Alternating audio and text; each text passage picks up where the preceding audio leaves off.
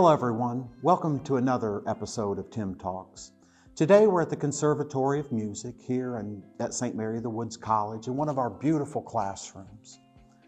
Somewhere along the line, somewhere along the way, I read that there's no psychiatrist in the world like a puppy licking your face.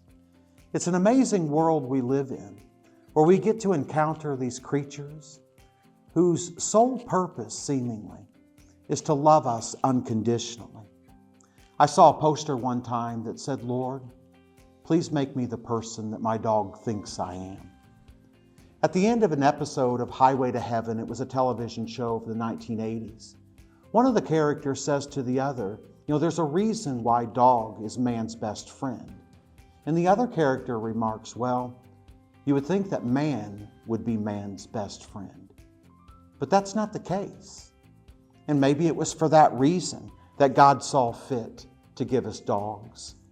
I mentioned in a previous episode of Tim Talks about having a brother with Down syndrome. His name's Paul. And one summer, 1985, we were living out in the country, and behind our house was just acres and acres of woods. And at that time, we also had two Newfoundland dogs, Max and Lady. And as we did growing up, it was usually my little brother and I, Matt, when we were outside, and Paul, my brother with Downs, was with us, it was our job to look after him. And on one occasion, we were out messing around. I remember what we were doing. We were swinging on a rope that my dad had attached to a tree that kind of swung out over a little valley or gully or something. And Max, our Newfoundland, one of them, he started barking at us.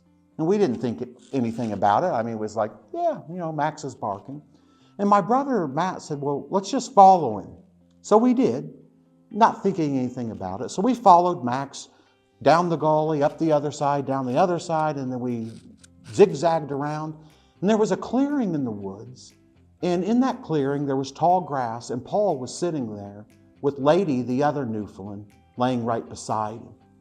And I've often wondered how those dogs knew that Paul was special. How did they know that when Matt and I failed at our job, it was their job to look after Paul? So the next time you see a dog, even if you're not a dog person, give him a pat or two on the head, tell him he's a good boy, share some food with him, some of your lunch, and thank God for dogs. They truly are amazing creatures. Thanks everyone. See you next time.